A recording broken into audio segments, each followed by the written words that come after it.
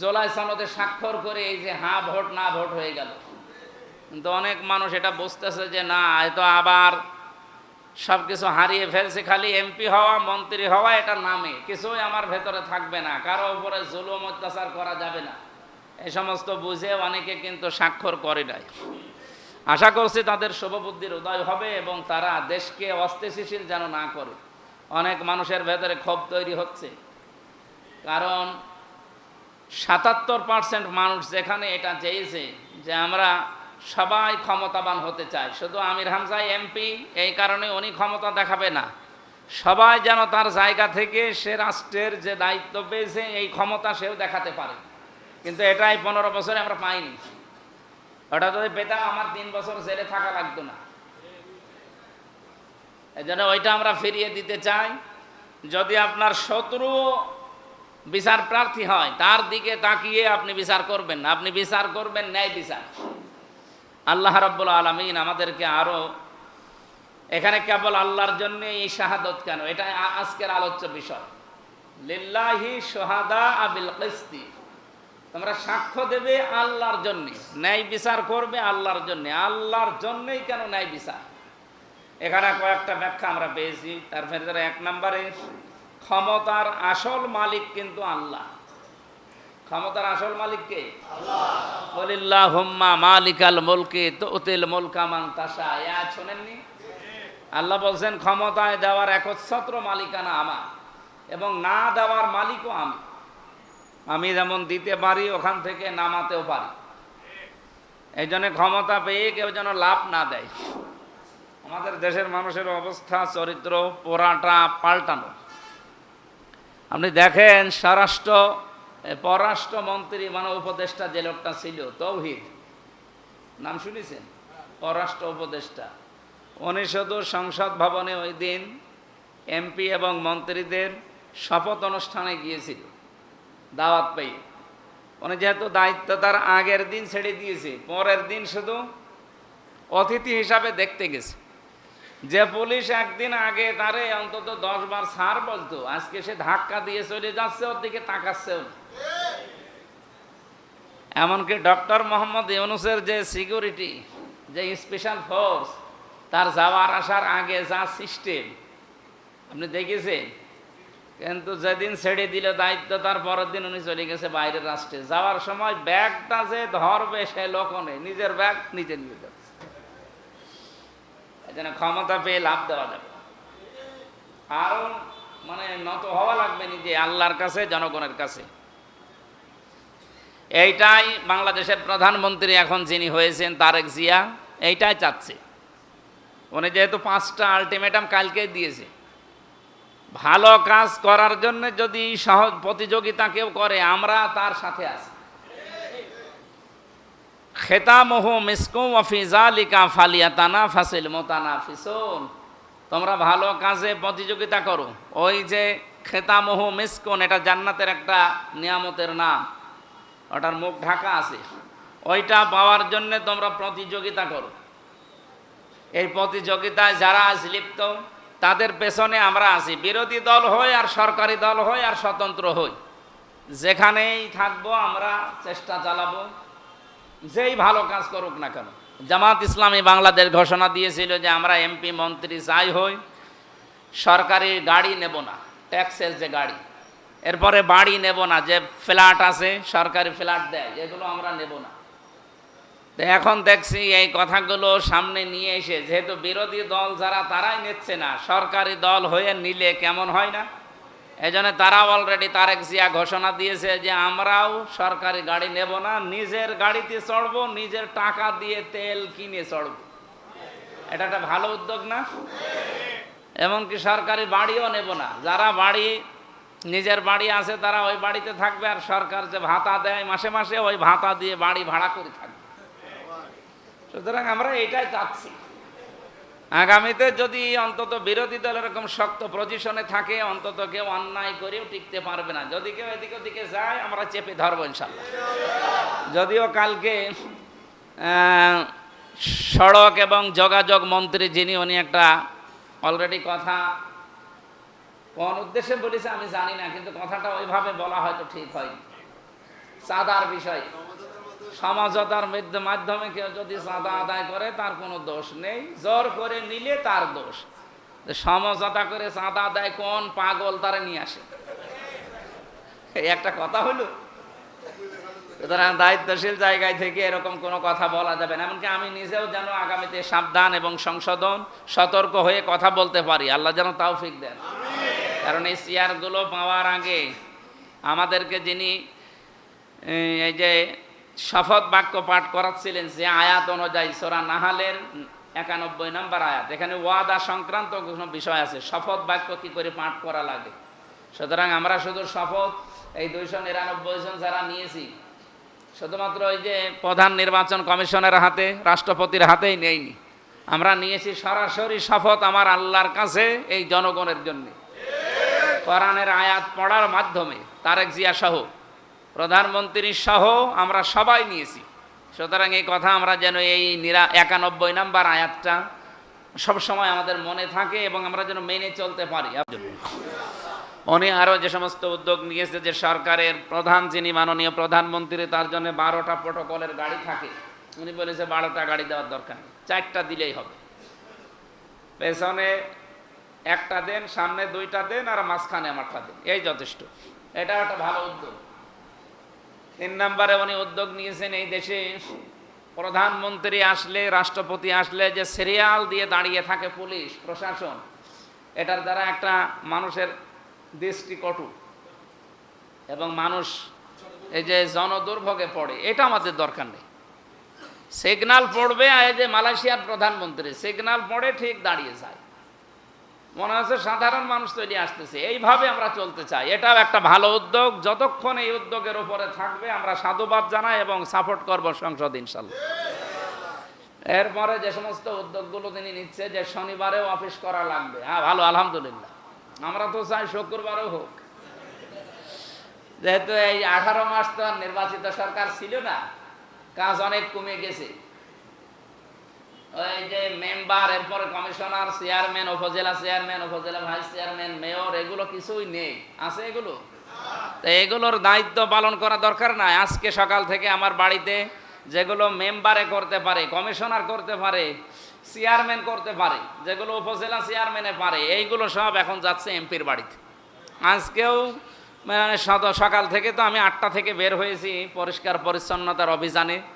এই যে 12টা 10-এ শেষ হয়ে গেল, আমি গোসল করে চলে এসেছি। তো এর ভেতরে হয়তো বাড়িতে কেউ যায়নি, কিন্তু এর আগে সকাল থেকে আরম্ভ হয়েছে, ফজরের পর থেকে। এই যারা গেল এই 7-8টা, এই ভিকটিমকে আমরা সেবা দিতে পারতাম যদি ওই নির্বাচিত মানুষগুলো এখন দেশে থাকতো। যেহেতু ছিল না, এই জন্য তাদের সেবার দরজা মাননীয় প্রধানমন্ত্রী, উনি যেহেতু শনিবারেও অফিস করার উদ্যোগ নিয়েছে, এটাও সাধুবাদ জানাচ্ছে। আল্লাহ তাকে কবুল করেন এবং সে যেন ভালো হয়ে থাকার জন্য যে ঈমান দরকার এবং ইখলাস দরকার, আল্লাহ তাকে দান করেন। আমরা আরও কিছু বিষয় বলতে চাচ্ছি, সময় কি পাওয়া যাবে? আর 2-4 মিনিট বলে আমরা শেষ করছি। সম্মানিত ভাইরা, এই যে তাকওয়া অর্জন করার জন্য আল্লাহ যতগুলো সাক্ষী আমাদেরকে আল্লাহর জন্য দেওয়ার জন্য বললেন, তার ভেতরে অন্যতম সাক্ষী হচ্ছে আমরা এই পৃথিবীতে মধ্যম পন্থা অবলম্বন করতে চাই। ওই যে ওয়ালা তাকুনু কাল্লাযিনা ওয়াকাযালিকা জাআলনাকুম উম্মাতাও ওয়াসাতাল লিতাকুনু শুহাদা আলান নাস, এই আয়াত অনুযায়ী সূরা বাকারার 143 নম্বর আয়াত। হে নবী, আপনাদেরকে, আপনার উম্মতদেরকে আমি মধ্যম পন্থা জাতি বানিয়েছি। ওস্ত শব্দটা আছে কোরআনে, যে একেবারে আপনি হাইফাই জীবন চলার দরকার নেই, আর একেবারে ফকির হওয়ার দরকার নেই। আপনি যেভাবে মিডিয়াম চলা যায় এইভাবে চলবেন। আমিরে জামাত ডাক্তার শফিকুর রহমান এই 2 দিনের ট্রেনিংয়ে আমাদের এমপি যারা আমরা সবাই ছিলাম, এই কথাটা উনি কমপক্ষে 5 বার বলেছে, যে এমপি যারা হলেন, যারা বিরোধী দলের মন্ত্রী হয়েছেন, এমপি হয়েছেন এবং যারা, সবার জন্য আমার এই মেসেজ, যে এমপি মন্ত্রী হয়েছি বলে একেবার মনে করা যাবে না। ওই আড়ম্বনা দরকার নেই। পোশাক আশাকের ভাবসাব, খাওয়া দাওয়ার ভাবসাব, একেবারে চলাফেরার ভাবসাব অত দরকার নেই। যেভাবে আছেন আপনি ওইভাবেই থাকেন। কয়েকজন এমপির উনি উদাহরণ দিলেন, সাতক্ষীরার রিয়াসাত আলী, মাওলানা রিয়াসাত আলী। পুলিশ ওনাকে ধরতে গেছে বিরোধী দলের খবর পেয়ে, যে ওনাই মাঠ থেকে বাড়ি আসছিলেন। জিজ্ঞাসা করছে যে এখানে মাওলানা রিয়াসাত আলী এমপি সাহেবের বাড়ি কোনটা? বলছে আসে। ওনারে ঘরের পাশে দাঁড় করিয়ে ভেতর থেকে পরিষ্কার জামা কাপড় যা ছিল পরিয়ে এসে বলছে এই যে আমি, যে আপনাকে কিছুক্ষণ আগে দেখলাম। যে আমি, আপনারা চেনেন না তাই আমি বাড়ি চিনালাম। পুলিশ বলছে আপনাকে ধরার জন্য এসেছিলাম, আপনাকে কি ধরবো? আপনার যে বাড়ি, এ তো সেই টিনের বাড়ি উপরে, আর নিজে দেওয়াল দেওয়া হচ্ছে যে পাতা দিয়ে। তাই আপনারা ধরে দুদকের যে মামলায় আমরা ধরতে এসেছি, ও আমাদের বিশ্বাস হয় না, ছেড়ে দিয়ে চলে গেছে। তা আমরা এইরকম হতে চাই। এই যে ৭৭ জন, আমরা চরমনার একজন আছে ৭৮ জন, আর একটা যেহেতু বাকি আছে শেরপুরে একটা, এটা ৭৯ জন। এই ৭৯ জন মিলে আমরা আশা করছি আগামীতে বাংলাদেশে এই যে বাকি এখনো ২০০ কতজন আছে, ওনারা ২১২ জন আছে। আমরা এই মসজিদের ভেতরে বসে বলছি ১০০% চেষ্টা চালাবো এই ৭৯ জন মিলে ওনাদেরকে তীরের মতো সোজা করে রাখবো। যদি এদিক ওদিক করে আমরা চেপে ধরবো ইনশাল্লাহ, সে সংসদে হোক আর সংসদের বাইরে হোক। তা আমরা মধ্যম পন্থা অবলম্বন করবো। এটা হচ্ছে আল্লাহর জন্য সাক্ষী হওয়ার একটা নিয়ম। ২ নম্বরে এই যে তাকওয়া অর্জন করার জন্য ন্যায় বিচার কায়েম করা দরকার। এটা ব্যক্তি, পরিবার, সমাজ এবং রাষ্ট্রের সব জায়গায় এই ন্যায় বিচার যদি আমরা কায়েম করতে পারি, রমজানের দ্বারা যে তাকওয়া অর্জন করার জন্য তাকিদ দেওয়া হয়েছে, সেইটা এবার বাংলাদেশে কায়েম হবে। আমাদের কাছে দল বেদল, ধর্ম অধর্ম না, মানুষ হলেই তার প্রতি আমার নিজের দল যা করেছে, অন্যের দল যা করেছে, আমি ওইটা হিসাব করে দেখবো এটা বৈধ কিনা। চাঁদাবাজি আমার দলের লোক করলে অসুবিধা নেই, অন্য দলের লোক করলেই ধরা লাগবে না, এটা ন্যায় বিচার না। আমি এমপি শুধুমাত্র ১,৮৩,০০০ ভোট পেয়েছি এদেরই না, আমার ৪.৫ লাখ ভোট সবার জন্য আমি এমপি। আর আমি সবাইকে আমার নিজের আপন ভাইয়ের মতো মনে করি, আপন বোনের মতো মনে করি। ইনশাল্লাহ আগামীর ৫টা বছর যেন সঠিকভাবে ইখলাসের সাথে সুন্দর নিয়মে, কিছু কিছু নিয়ম তো জানতাম না, সবগুলো এখন শিখতেছি। সংবিধান এবং কার্যপ্রণালী মন্ত্রণালয়ের কী কী কাজ সব আমাদেরকে ট্রেনিংয়ে জানিয়েছে, বই দিয়েছে। এগুলো পড়ার মাধ্যমে, যেহেতু এখন সরকারি দলের নেই, বিরোধীতে আছি, সরকারি এবং বিরোধী দলের এমপির জন্যে বরাদ্দ সমান সমান, কিন্তু লাইন ঘাট করে কিছু কিছু জিনিস একটু বেশি করা যায়। আমি চেষ্টা চালাবো আমার এই ফেস ভ্যালুটা কাজে লাগিয়ে আপনাদের জন্য কিছু করার, কারণ আমার তো আর লাগবে না, আমার যা আছে আছে চলে যাবে। আমার এই ফেসটা যেহেতু আল্লাহ একটা আলাদাভাবে বানিয়েছে, আলাদা না এটা, এটা দেখলেই অনেকেই আছে না ঠিক আছে। এটার জন্য আমরা বিভিন্ন জায়গায় এইটা কাজে লাগিয়ে আপনাদের পেছনে আমরা এই শ্রমগুলো সামনে দিতে চাই। এই আজটার আরও বেশি শিক্ষা, আমি আরও ৩-৪টা শিক্ষা নোট করেছিলাম, আগামীতে যদি চেষ্টা করি আসবো এলাকায় তখন বলবো ইনশাল্লাহ। আর তাফসির মাহফিল, ওয়াজ মাহফিল মনে হয় এইরকম ঢালাভাবে আর করা যাবে না, কারণ যত কাজ দেখলাম একটা এমপির মাথার উপরে যে কত কাজ, এখন আমার মাঝে মাঝে মনে হচ্ছে এই ট্রেনিং 2 দিন নিয়ে যে মমতাজ করতো কি করে। আমার মনে হয় মমতাজ এসব কিছু জানেও না, ও খালি গান বলা ছাড়া ওর কোনো কাজ নেই। কিন্তু আমাদের তার গান বলার কোনো সিস্টেম নেই, আমাদের কাজ করা লাগবে, পড়া লাগবে এবং ওগুলো সব উপস্থাপন করা লাগবে। আর বিরোধী দলের সময় ফলরগুলো আরও বেশি দেওয়া হয়। ওখানে 1 মিনিট সংসদ চলছে বাংলাদেশের, 19,000 টাকা খরচ। তো সেই টাকাগুলো তো সব আপনাদের, এই টাকার মূল্যায়ন করা দরকার এবং এই টাকার যেন হক আদায় করতে পারি। আমি আমার আসন নিয়ে, আমার কুষ্টিয়া জেলা নিয়ে দেশের এবং আন্তর্জাতিক বিষয় যেগুলো আসবে সব নোট করে আপনাদের পরামর্শ নেব। এই এলাকায় যারা আছে আমার এই আসনের ভেতরে, এই জেলার ভেতরে, যেহেতু আমরা 3 জনই এই জেলায় জামাত ইসলামের এমপি, আর একজন আছে আমাদের রেজা বাচ্চু ভাই, উনি বিএনপি থেকে, ওনার সাথেও পরামর্শ করে আমরা কুষ্টিয়াকে সাজাতে চাই, দুর্নীতি মুক্ত করা হবে সব জায়গায়। আজকে সদর হাসপাতালে যেয়ে মাথা খারাপ হয়ে গেছে, এর আগেও আমি দেখেছি কিন্তু মুখ খুলতে পারতাম না। আজকে যে রন্ধ্রে রন্ধ্রে সব অনিয়ম, এগুলো আমরা মেটাতে চাই আগামী থেকে। আপনারা সাথে থাকবেন না?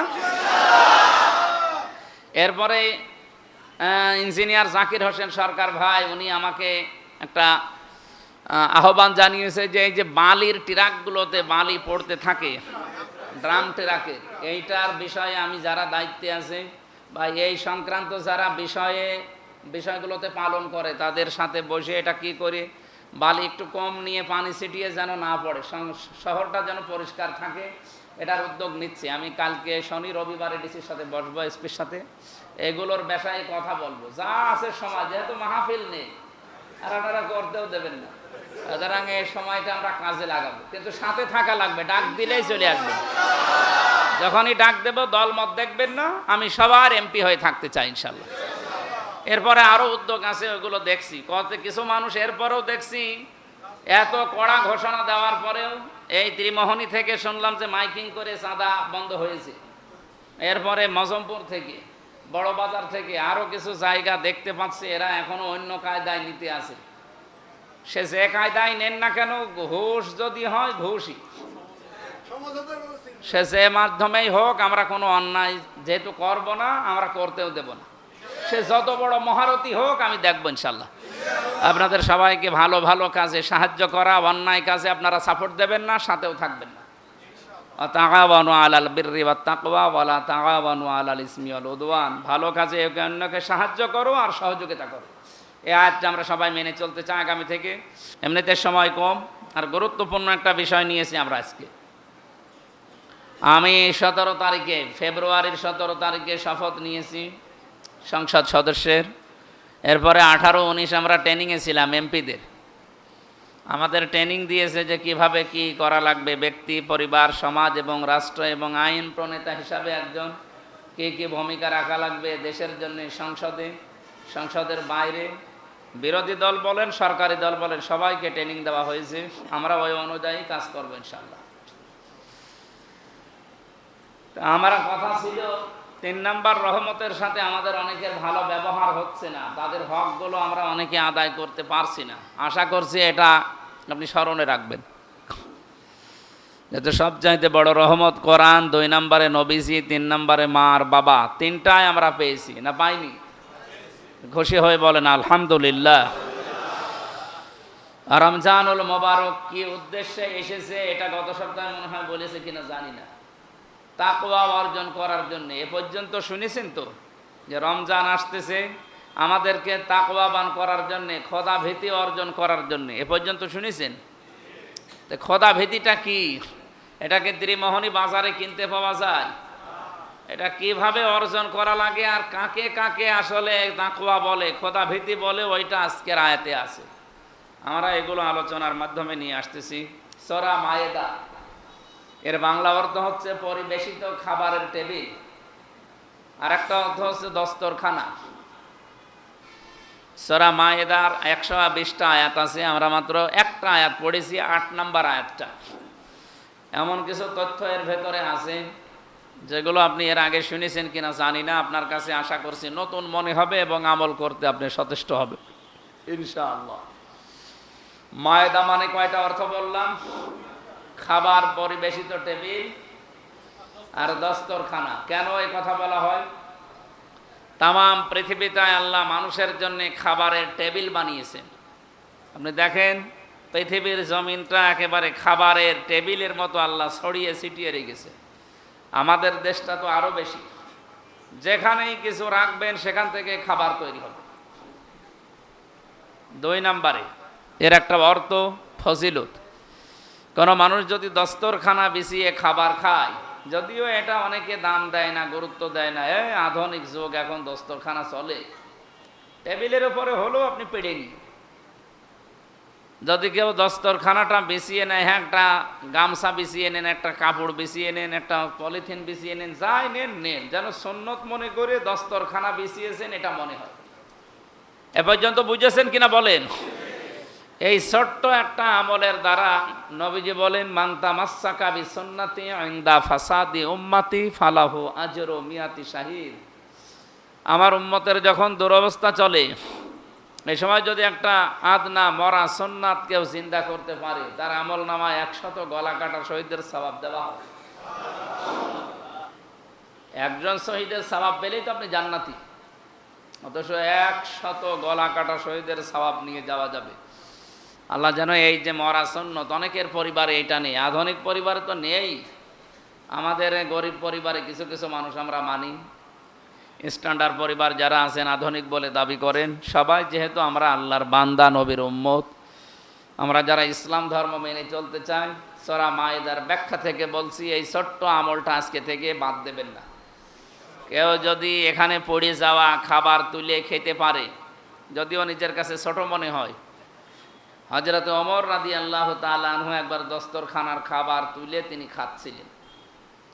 আধুনিক জায়গা যেহেতু, ওই জায়গায় বিভিন্ন রাষ্ট্রের প্রধানরা এসে খাবার খাচ্ছিল, তারা সবাই চোখ মোটা করে তাকিয়ে হাঁ করে আছে, যে একটু আনকালচার মনে হচ্ছে। উনি বললেন যে এই যে হমাকা মানে নির্বোধ, এই নির্বোধদের জন্য, অথবা সোফাহা, হমাকা শব্দটা হাদিসে আছে, যে এই নির্বোধদের জন্য আমি নবীর একটা সুন্নত কি ছেড়ে দেব? আমি তো এর ফজিলত জানি। এই যে আমি আঙ্গুল দিয়ে চামিচ দিয়ে না খেয়ে, সমর্থ যদি না থাকে তখন চামিচ দিয়ে খান, কিন্তু সমর্থ থাকলে আঙ্গুল আল্লাহ বানিয়েছেন খেলা করার জন্য না, খাবার খাওয়ার জন্য। সুতরাং এটা দিয়ে খাওয়াই উত্তম এবং ভালো। আমি এই আঙ্গুল দিয়ে তুলে ফেলে যেগুলো পড়ে আছে, এই খাবারগুলো তুলে ফেলার কারণে আমার দিকে হাঁ করে আছে মানুষ, একটা আলাদা দৃষ্টিতে তাকাচ্ছে। আমি এই নির্বোধদের জন্য নবীর একটা আদর্শ সুন্নাত তো বাদ দিতে পারি না। আমি এর ফজিলত জানি। এখান থেকে খাবারটা কেউ যদি তুলে খেতে পারে, সে জান্নাতের হুরদের দেনমোহর আদায় করে দেয়। আপনি জান্নাত পাবেন কিনা সে গ্যারান্টি আছে? বলেন বলেন। অথচ আপনি যদি এই সুন্নতটা পালন করেন, এর সারমর্ম হচ্ছে আপনি জান্নাত পাবেন, এবং জান্নাতের হুরদের সাথে যে বের দেনমোহর দেওয়া লাগে, এই খাবার তোলার কারণে দেনমোহর আল্লাহ আদায় করে দেন। তার মানে আমি আশা করছি এই সুন্নতটা আমরা কেউ যেন না ছাড়ি। অন্য কোনো কাজে জান্নাত পাবো কিনা আমি জানি না, তো এই কাজে যেহেতু একটা ফজিলত পেলাম যে জান্নাতের হুরদের দেনমোহর শোধ হবে, তো জান্নাতই যদি না পায় তো হুর পাবো? আর হুর যদি না পায় তো দেনমোহর কিসের? সুতরাং এই আমলটা করলে আমাদের বিশ্বাস, আমরা আশা করছি জান্নাতের হুরদের যে দেনমোহর, এটা আল্লাহ শোধ করে দেবে। সূরা মায়েদা থেকে এবার আরম্ভ করছে ৮ নম্বর আয়াত। আল্লাহ রাব্বুল আলামিন বলেন, ইয়া আইয়ুহাল্লাযীনা আমানু, ওহে যারা ঈমানের দাবি করো। আমাদের ঈমানের দাবি আছে না? কোন তোমরা থাকো বা তোমরা হয়ে যাও কাওয়ামিনা, অবিচল, শুহাদা লিল্লাহি শুহাদা বিল কিসতি, আল্লাহর জন্য সাক্ষ্যদাতা ন্যায়ের উপরে। ওয়ালা ইয়াজরিমান্নাকুম, এবং তোমাদেরকে যেন পরচিত না করে শানাআনু, বিদ্বেষ, কওমিন, কোন দলের, কোন জাতির, কোন গোষ্ঠীর, আলা উপরে, আল্লাহ তাআদিল, যে তোমরা সুবিচার করতে পারলে না। এর বাংলা অর্থটা এমন যে আপনি যখন ক্ষমতায় ছিলেন না, তখন আপনার উপরে জুলুম, অত্যাচার, নির্যাতন যারা করেছে, আপনি এখন ক্ষমতা পেয়ে তাদের উপরে জুলুম, নির্যাতন, অত্যাচার করে যেন সীমা লঙ্ঘন করবেন না। কথা বুঝেছেন কিনা আমি জানি না। যতটুকু অত্যাচারিত হয়েছিলেন আপনি অতটুকু প্রতিশোধ নিতে পারেন, এটা কোরআনে আছে। এটা সূরা শুআরা সূরার ভেতরে আছে যে যতটুকু আপনি অত্যাচারিত হয়েছেন এতটুকু আপনি প্রতিশোধ নিতে পারেন। তো না নেওয়াই ভালো, যদি মাফ করে দিতে পারেন এটা উত্তম। আর যদি একেবারেই আপনি পারছেন না, আপনার মন বলছে না আমি এক ঘা খেয়েছি, আমি এক ঘা দেব যদি ক্ষমতা আসে, কিন্তু কারো প্ররোচনায় পড়ে, কারো ওই যে বাংলায় বলে কারো ফোঁস শুনে, এটা বোঝেন তো? অনেকে ফোঁস শোনে না, বাংলায় কি বলে? উস্কানি, পাম। বাংলায় আরো শব্দ আছে, এখন দেখা যাচ্ছে এমন এমন শব্দ আমার মামা বলবে, বলার মতো না। উস্কানি, পাম, আরো যা আছে, এই সমস্ত কিছু শুনে যেন আপনি কারো উপরে প্রতিশোধ নিতে গিয়ে আপনি সীমা লঙ্ঘন করবেন না। এটা আমাদের এই 18 মাসে হয়েছে না হয়নি? নাম ধরা লাগবে মুরব্বী? হ্যাঁ হয়েছে। আল্লাহ এটা নিষেধ করছে। যে তোমরা কারো পরচিত হয়ে পামে পড়ি বা কারো কথা শুনে কোন জাতির উপরে, কোন দলের উপরে, কোন ব্যক্তির উপরে যেন অবিচার করো না। তোমার উপর যতটুকু হয়েছে অতটুকু পর্যন্ত করতে পারো, এর উপরে যেন করতে যেও না। আলা আল্লাহ তাআদিলু, ইআদিলু, তোমরা ন্যায় বিচার করো। হুয়া আকরাবু লিত্তাকওয়া, এইটাই তাকওয়ার নিকটতম পন্থা। আত্তাকুল্লাহ, আল্লাহকে ভয় করো। ইন্নাল্লাহা খবীরুম বিমা তা'মালুন, নিশ্চয় তোমরা যা করো আমার আল্লাহ সব জানেন। এটা আমার বাংলা অর্থ ছিল। এবার আমরা একটু ব্যাখ্যার দিকে যেতে চাই। আমি আয়াত থেকে যতগুলো তথ্য নোট করেছি, এখানে তো 2 ঘন্টার ব্যাপার যত নোট করা আছে, কারণ এই 2 দিনের ট্রেনিংয়ে অনেক কিছু পেয়েছি আমরা। একটা দারসুল কোরআন ছিল, দারসুল হাদিস ছিল, এখান থেকে যতগুলো তথ্য পেয়েছি আমি আজকে আরও যোগ করেছি। কালকে শুনলাম নামাজ আমার নাকি 6 রাস্তার মোড়ে, হঠাৎ করে ঘুরে এখানে চলে এসেছি। আপনারা আবার রাগ করেননি তো? এর ঐতিহাসিক যে সমস্ত প্রেক্ষাপটগুলো আছে তার ভেতর অন্যতম হচ্ছে 6ষ্ঠ হিজরির শেষে 7ম হিজরির শুরুতে সূরা মায়েদা এটা নাজিল হয়। তখন রসুলের নেতৃত্বে একটা নতুন ইসলামী রাষ্ট্র পরিচালিত হচ্ছিল। কথা বুঝতেছেন মনে হয়? নবীজির নেতৃত্বে একটা নতুন ইসলামী স্টেট, তার মানে মদিনা, পরিচালিত হচ্ছিল। দিন দিন পরিস্থিতি উত্তপ্ত করে ফেলছিল এলাকায় যারা বসবাস করে তারা। আমাদেরও মনে হচ্ছে এই 18 মাসের সাথে এই আয়াতটার মিল আছে। আপনি যদি বুঝে থাকেন, আর যদি ওই অনেকের মতো হন তাহলে আপনার মাথায় কোড়াল দিয়েও বোঝানো যাবে না। আপনি হয়তো বুঝে ফেলেছেন নাকি? হ্যাঁ, ঠিক আছে, আপনি তো বসবেন। এখানে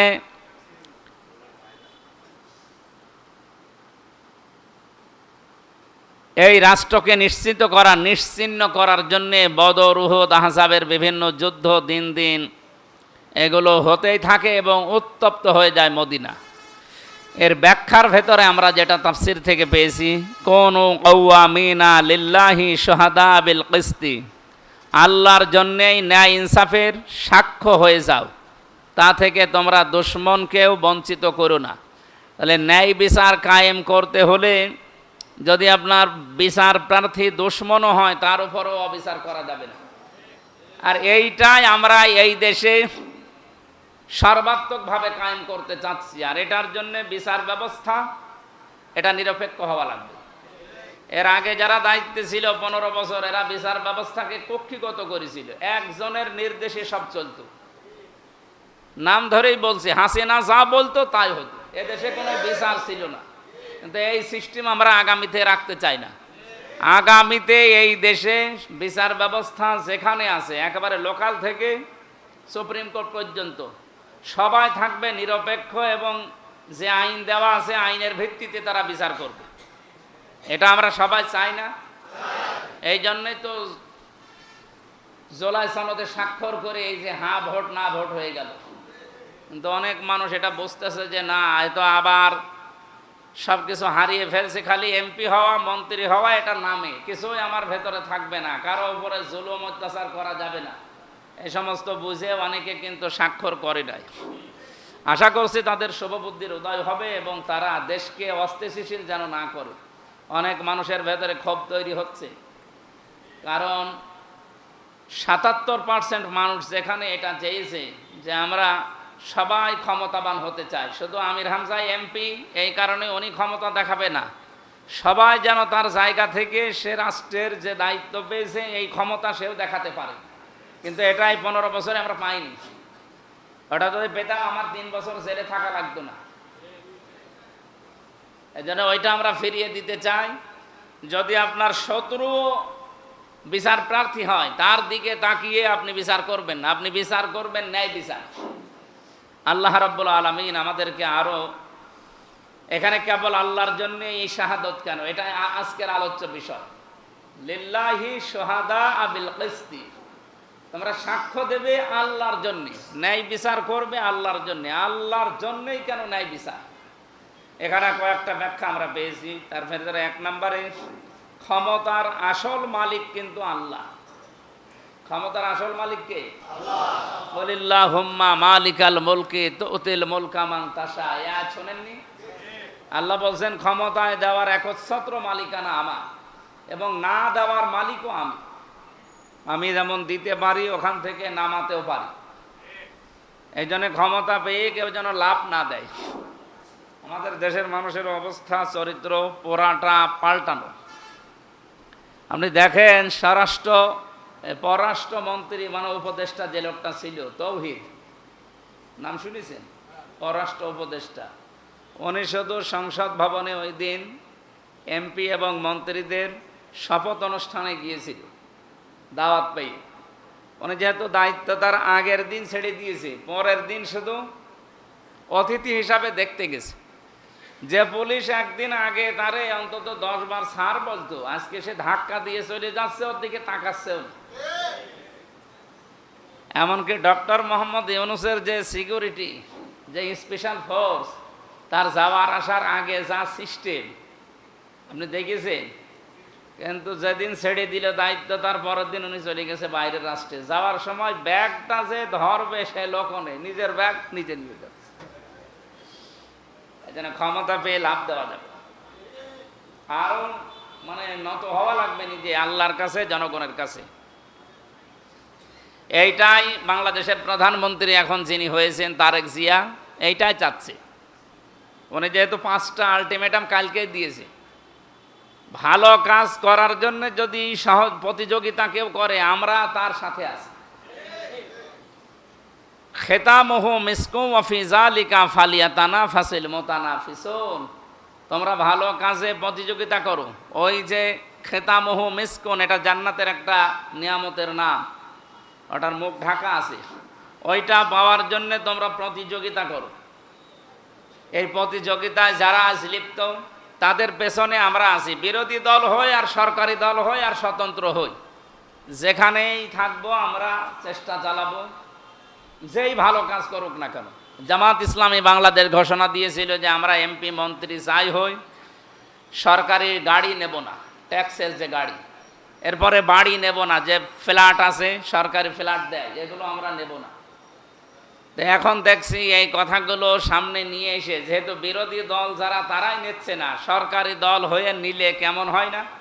এই জন্য তারা অলরেডি তারেক জিয়া ঘোষণা দিয়েছে যে আমরাও সরকারি গাড়ি নেব না, নিজের গাড়িতে চড়বো, নিজের টাকা দিয়ে তেল কিনে চড়বো। এটা একটা ভালো উদ্যোগ না? এমনকি সরকারি বাড়িও নেব না, যারা নিজের বাড়ি আছে তারা ওই বাড়িতে থাকবে, আর সরকার যে ভাতা দেয় মাসে মাসে ওই ভাতা দিয়ে বাড়ি ভাড়া করে থাকবে। সুতরাং আমরা এটাই চাচ্ছি। আগামীতে যদি অন্তত বিরোধী দল এরকম শক্ত পজিশনে থাকে, অন্তত কেউ অন্যায় করেও টিকতে পারবে না। যদি কেউ এদিকে ওদিকে যায় আমরা চেপে ধরবো ইনশাল্লাহ। যদিও কালকে সড়ক এবং যোগাযোগ মন্ত্রী যিনি, উনি একটা অলরেডি কথা কোন উদ্দেশ্যে বলেছে আমি জানি না, কিন্তু কথাটা ওইভাবে বলা হয়তো ঠিক হয়নি। চাঁদার বিষয়, সমঝোতার মাধ্যমে কেউ যদি চাঁদা আদায় করে তার কোনো দোষ নেই, জোর করে নিলে তার দোষ। সমঝোতা করে চাঁদা আদায় কোন পাগল তারা নিয়ে আসে, এই একটা কথা হলো। সুতরাং দায়িত্বশীল জায়গায় থেকে এরকম কোনো কথা বলা যাবে না। এমনকি আমি নিজেও যেন আগামীতে সাবধান এবং সতর্ক হয়ে কথা বলতে পারি, আল্লাহ যেন তৌফিক দেন। কারণ এই চেয়ারগুলো পাওয়ার আগে আমাদেরকে যিনি এই যে শপথ বাক্য পাঠ করাচ্ছিলেন, যে আয়াত অনুযায়ী সূরা নাহালের 91 নম্বর আয়াত, এখানে ওয়াদা সংক্রান্ত কোনো বিষয় আছে, শপথ বাক্য কি করে পাঠ করা লাগে। সুতরাং আমরা শুধু শপথ এই 299 জন যারা নিয়েছি, শুধুমাত্র ওই যে প্রধান নির্বাচন কমিশনের হাতে, রাষ্ট্রপতির হাতেই নেইনি, আমরা নিয়েছি সরাসরি শপথ আমার আল্লাহর কাছে এই জনগণের জন্য। কোরআনের আয়াত পড়ার মাধ্যমে তারেক জিয়া সহ, প্রধানমন্ত্রী সহ আমরা সবাই নিয়েছি। সুতরাং এই কথা আমরা যেন এই 91 নম্বর আয়াতটা সবসময় আমাদের মনে থাকে এবং আমরা যেন মেনে চলতে পারি। উনি আরও যে সমস্ত উদ্যোগ নিয়েছে, যে সরকারের প্রধান যিনি মাননীয় প্রধানমন্ত্রী, তার জন্য 12টা প্রোটোকলের গাড়ি থাকে। উনি বলেছে 12টা গাড়ি দেওয়ার দরকার নেই, 4টা দিলেই হবে। পেছনে 1টা দেন, সামনে 2টা দেন, আর মাঝখানে আমারটা দেন, এই যথেষ্ট। এটা একটা ভালো উদ্যোগ। তিন নম্বরে উনি উদ্যোগ নিয়েছেন এই দেশে প্রধানমন্ত্রী আসলে, রাষ্ট্রপতি আসলে যে সিরিয়াল দিয়ে দাঁড়িয়ে থাকে পুলিশ প্রশাসন, এটার দ্বারা একটা মানুষের দৃষ্টি কটু এবং মানুষ এই যে জনদুর্ভোগে পড়ে, এটা আমাদের দরকার নেই। সিগন্যাল পড়বে, এই যে মালয়েশিয়ার প্রধানমন্ত্রী সিগন্যাল পড়ে ঠিক দাঁড়িয়ে যায়, মনে হচ্ছে সাধারণ মানুষ তৈরি আসতেছে। এইভাবে আমরা চলতে চাই, এটাও একটা ভালো উদ্যোগ। যতক্ষণ এই উদ্যোগের উপরে থাকবে আমরা সাধুবাদ জানাই এবং সাপোর্ট করব সংসদ ইনশাল্লাহ। এরপরে যে সমস্ত উদ্যোগগুলো তিনি নিচ্ছে, যে শনিবারেও অফিস করা লাগবে, হ্যাঁ ভালো, আলহামদুলিল্লাহ। আমরা তো চাই শুক্রবারও হোক, যেহেতু এই 18 মাস তো নির্বাচিত সরকার ছিল না, কাজ অনেক কমে গেছে। ওই যে মেম্বার, এরপরে কমিশনার, চেয়ারম্যান, উপজেলা চেয়ারম্যান, উপজেলা ভাইস চেয়ারম্যান, মেয়র, এগুলো কিছুই নেই। আছে এগুলো? তো এগুলোর দায়িত্ব পালন করা দরকার নাই। আজকে সকাল থেকে আমার বাড়িতে যেগুলো মেম্বারে করতে পারে, কমিশনার করতে পারে, চেয়ারম্যান করতে পারে, যেগুলো উপজেলা চেয়ারম্যানে পারে, এইগুলো সব এখন যাচ্ছে এমপির বাড়িতে। আজকেও মানে সকাল থেকে তো আমি 8টা থেকে বের হয়েছি পরিষ্কার পরিচ্ছন্নতার অভিযানে। এই যে 12টা 10-এ শেষ হয়ে গেল, আমি গোসল করে চলে এসেছি। তো এর ভেতরে হয়তো বাড়িতে কেউ যায়নি, কিন্তু এর আগে সকাল থেকে আরম্ভ হয়েছে, ফজরের পর থেকে। এই যারা গেল এই 7-8টা, এই ভিকটিমকে আমরা সেবা দিতে পারতাম যদি ওই নির্বাচিত মানুষগুলো এখন দেশে থাকতো। যেহেতু ছিল না, এই জন্য তাদের সেবার দরজা মাননীয় প্রধানমন্ত্রী উনি যেহেতু শনিবারেও অফিস করার উদ্যোগ নিয়েছে, এটাও সাধুবাদ জানাচ্ছে। আল্লাহ তাকে কবুল করেন এবং সে যেন ভালো হয়ে থাকার জন্য যে ঈমান দরকার এবং ইখলাস দরকার, আল্লাহ তাকে দান করেন। আমরা আরো কিছু বিষয় বলতে চাচ্ছি, সময় কি পাওয়া যাবে? আর 2-4 মিনিট বলে আমরা শেষ করছি।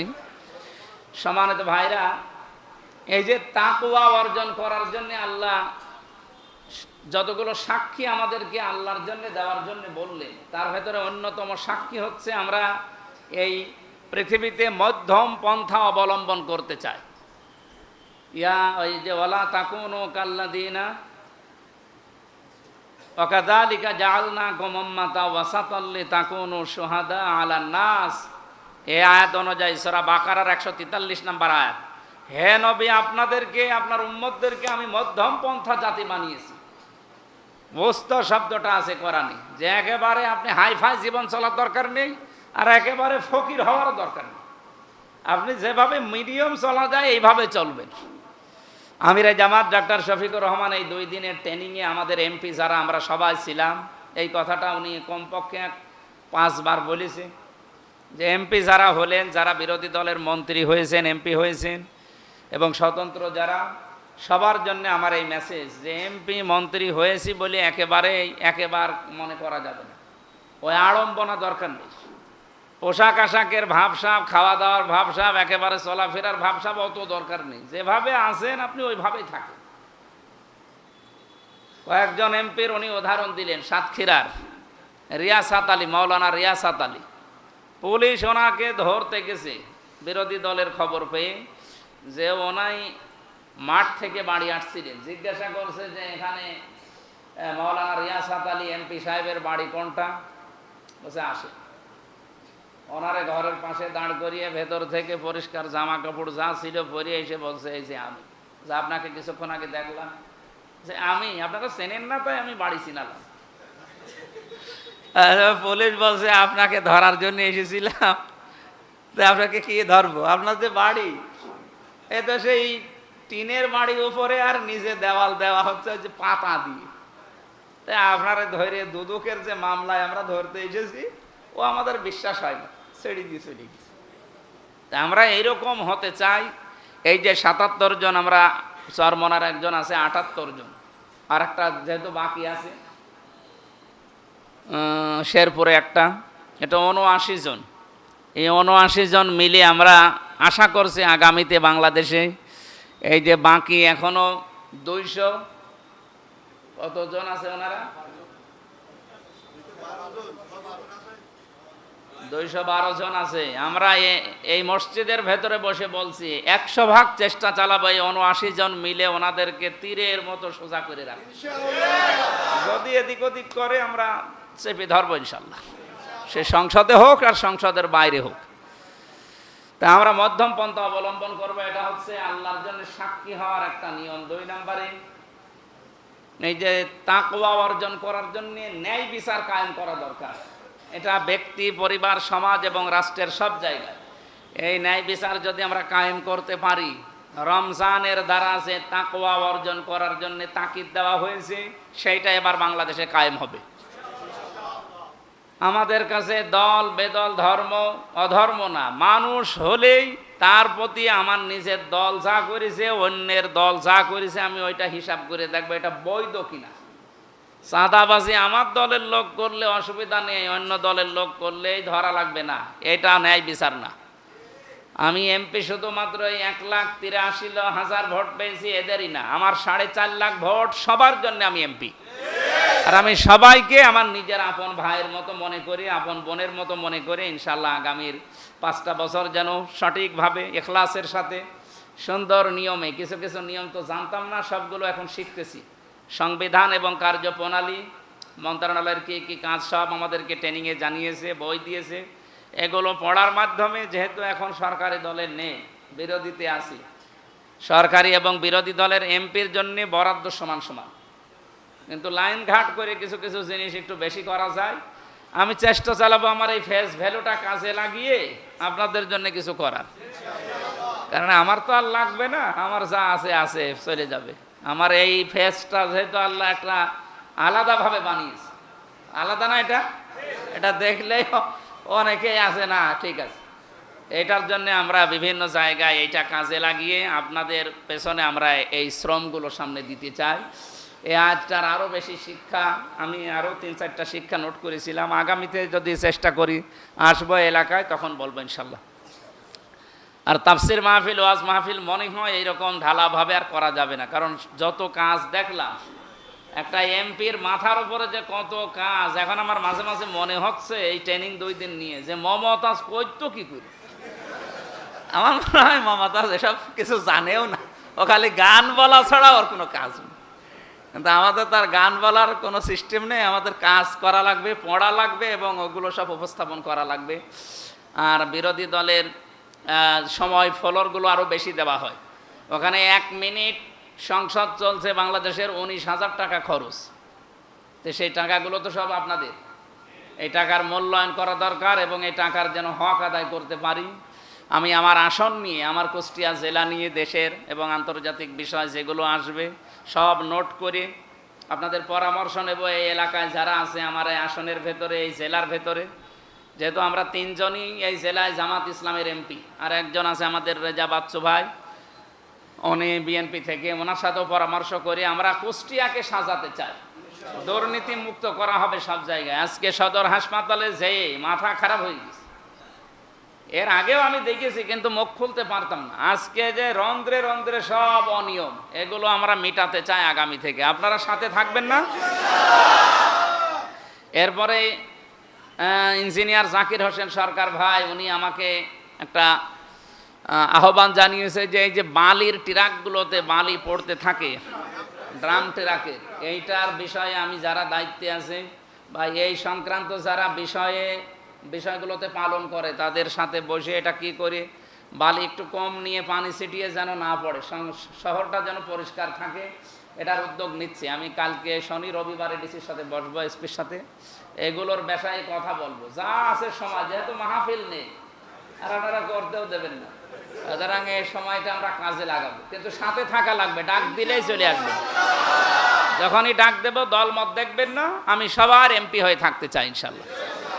এরপরে আরও উদ্যোগ আছে, ওগুলো দেখছি, কিছু মানুষ এরপরেও দেখছি এত কড়া ঘোষণা দেওয়ার পরেও, এই ত্রিমোহনী থেকে শুনলাম যে মাইকিং করে চাঁদা বন্ধ হয়েছে, এরপরে মজমপুর থেকে, বড় বাজার থেকে আরও কিছু জায়গা দেখতে পাচ্ছি এরা এখনো অন্য কায়দায় নিতে আছে।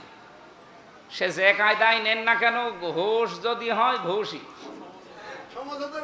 সে যে মাধ্যমেই হোক, আমরা কোনো অন্যায় যেহেতু করব না, আমরা করতেও দেব না। সে যত বড় মহারথী হোক, আমি দেখবো ইনশাল্লাহ। আপনাদের সবাইকে ভালো ভালো কাজে সাহায্য করা, অন্যায় কাজে আপনারা সাপোর্ট দেবেন না, সাথেও থাকবেন না। তাআওয়ানু আলাল বিররি ওয়াত তাকওয়া ওয়ালা তাআওয়ানু আলাল ইসমি ওয়াল উদওয়ান। ভালো কাজে একে অন্যকে সাহায্য করো আর সহযোগিতা করো, এই আয়াতটা আমরা সবাই মেনে চলতে চাই আগামী থেকে। যেহেতু রোজার মাসে আরও বেশি কথা বললে গলা শুকিয়ে শেষে বলবেন হুজুর রোজা ভেঙে ফেলেন। আজকের মতো থাক, আমিন। বারাকাল্লাহু লানা ওয়া লাকুম ফিল কোরআনিল আযীম। এই নামাজে আসার 15 মিনিট আগে আমার দাদি মারা গেছে। ইন্না লিল্লাহি ওয়া ইন্না ইলাইহি রাজিউন। আমি যাব একটু পরেই, হয়তো জানাজা কখন জানি না, একটু পরেই হয়তো চলে যাব। আপনাদের কোনো শিডিউল মিডিউল থাকলে তাড়াতাড়ি শেষ করে আমার একটু বিদায় দেবেন।